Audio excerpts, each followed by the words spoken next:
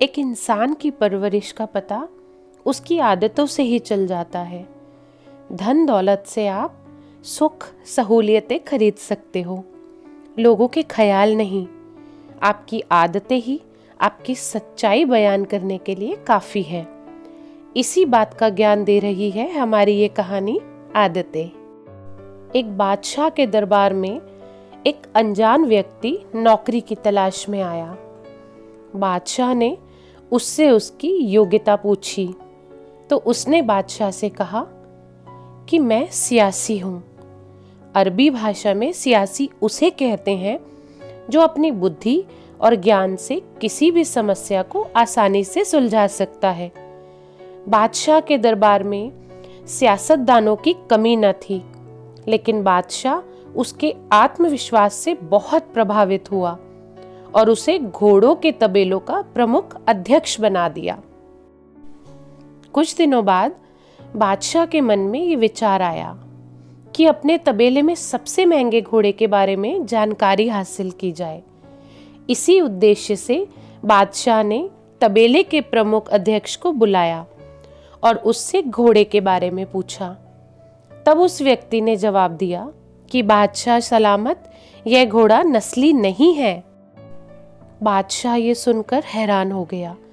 उसने उस आदमी को बुलाया जिससे वह घोड़ा लिया गया था, तो उसने बताया कि घोड़ा तो नस्ली है, लेकिन जब यह पैदा हुआ था तो इसकी मां मर गई और इसका पालन पोषण गाय का दूध पीकर हुआ है।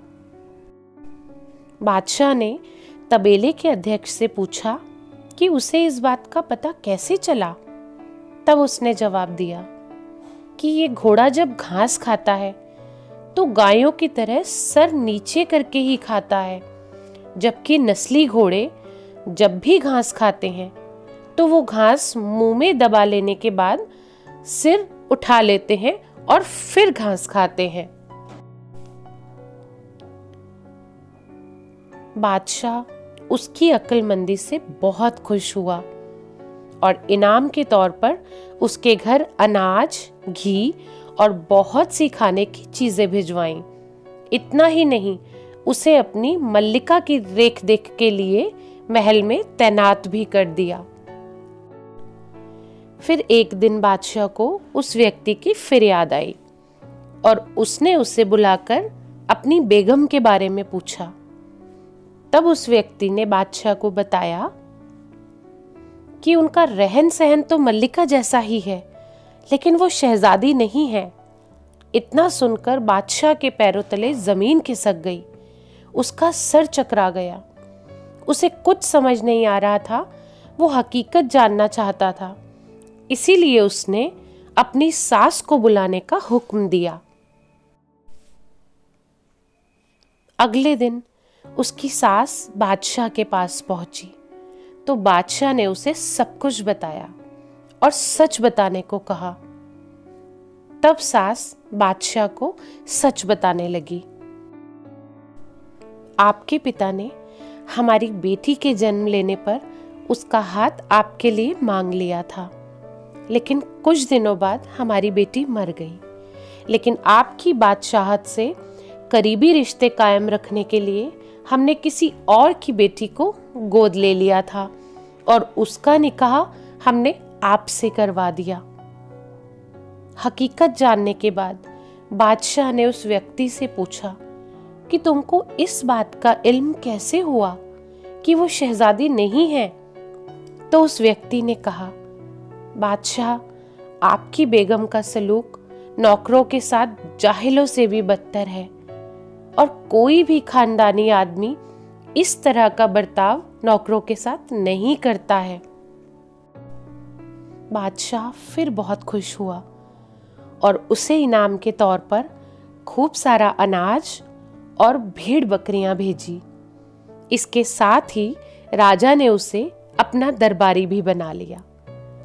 कुछ दिन फिर बीते तो बादशाह ने सोचा कि मैं इस आदमी से सबके बारे में पूछता हूं, क्यों ना आज अपने बारे में ही पूछा जाए।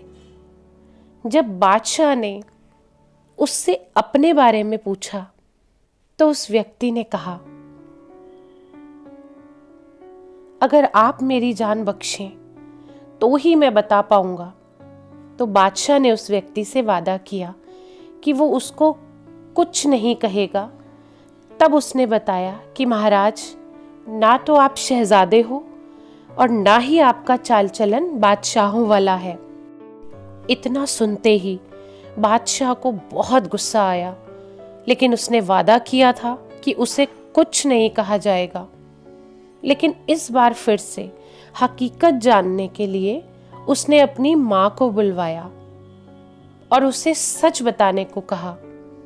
जब माँ ने उसकी बात सुनी, तब उसकी माँ ने उसे बताना शुरू किया कि तुम हमारी औलाद नहीं हो। हमने एक चरवाहे से तुम्हें गोद लिया था। बादशाह ने उस व्यक्ति को बुलाया और एक बार फिर पूछा कि तुम्हें इस बात का इल्म कैसे हुआ।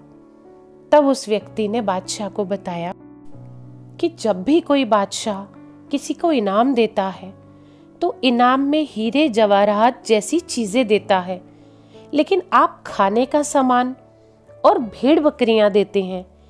ये सलूक किसी बादशाह का नहीं बल्कि चरवाहे के बेटे का ही हो सकता है। इस कहानी की तरह ही इंसान के पास कितनी ही धन दौलत क्यों ना हो, उसकी कितनी ही शान और शौकत क्यों ना हो, इंसान की बातें और उसकी आदतें उसकी असलियत के बारे में बता ही देती है।